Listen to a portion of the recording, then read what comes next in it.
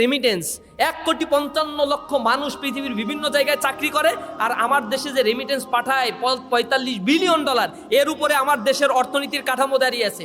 Remittance 2 মাস বন্ধ করে দিলে রিজার্ভ তলানিতে নামবে, স্ট্রাগফ্লেশন তৈরি হবে, ইনফ্লেশনের কারণে দ্রব্যমূল্যের দাম আকাশচুম্বী হয়ে যাবে এই বাংলাদেশ। You can't imagine. কিন্তু এই বাংলাদেশের যারা বিদেশে যাচ্ছে তাদেরকে দক্ষ করে গড়ে তোলা হয় না। বিদেশে যাওয়ার ক্ষেত্রে যে কত শত প্রতিবন্ধকতা আছে আপনি কল্পনা করতে পারবেন না।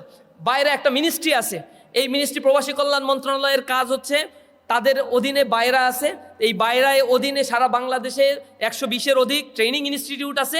এই ইনস্টিটিউটগুলোতে যারা ট্রেনিং নেবে তাদেরকে বিনামূল্যে ট্রেনিং দেওয়ার কথা, আবার উল্টা টাকাও দেওয়ার কথা যারা ট্রেনিং নেবে তাদেরকে। এখানে বরাদ্দ হয়, লুটপাট করে খেয়ে ফেলছে সেই বরাদ্দগুলো, জানেই না কেউ এখানে যে ট্রেনিং হয়।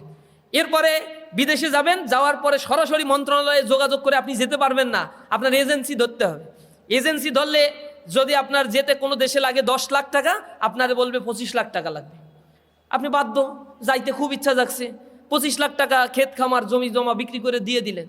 ওই ওই ওই সিন্ডিকেটটা 10 লাখ টাকা দিয়ে আপনার কাজটা করবে, বাকি 15 লাখ টাকা ওই একেবারে টপ ম্যানেজমেন্ট থেকে শুরু করে মন্ত্রণালয়ে লোয়ার ম্যানেজমেন্ট পর্যন্ত, আর নিজেরা করে কোটি কোটি টাকার মালিক হবে। এগুলোর আবার লাইসেন্স ছেড়ে দিচ্ছে।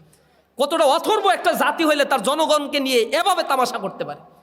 এখানে তো উচিত ছিল যে এই একটা দেশের অর্থনীতি যার উপরে দাঁড়িয়ে আছে সেই দেশের অর্থনৈতিক কাঠামো আরও শক্তিশালী করার জন্য যুবকদেরকে সুপার ক্লাস ট্রেনিং দেই, বাজেট থেকে 1 লক্ষ কোটি টাকা বরাদ্দ রাখি। এখানে যারা বিদেশে কাজ করতে যেতে চায়, পড়াশোনা করতে যেতে চায়, তাদেরকে বিনামূল্যে তো পাঠাবোই, এরপরে প্রয়োজনে কিছু টাকা আরও দিয়ে দেই, কারণ ওরা তো কয়দিন পরে এখানে রেমিটেন্স পাঠাবে। আমার রাষ্ট্র এইভাবে চিন্তা করে না। এই দেশকে নিয়ে রাজনীতিবিদদের চিন্তা ভাবনা মোটেও নাই। যদি এটা থাকতো 2 বছরের ব্যবধানে এই রাষ্ট্রটাকে অর্থনীতির দিক থেকে একটা সুপার একটা রাষ্ট্রে পরিণত করা সম্ভব ছিল। $1 ট্রিলিয়ন অর্থনীতি বানানো একেবারে নস্য একটা ব্যাপার। এই বাংলাদেশ ছোট্ট একটা দেশ, 56,000 বর্গ মাইলের একটা দেশের অর্থনীতি পরিবর্তন করার জন্য 4 বছরের বেশি সময় লাগার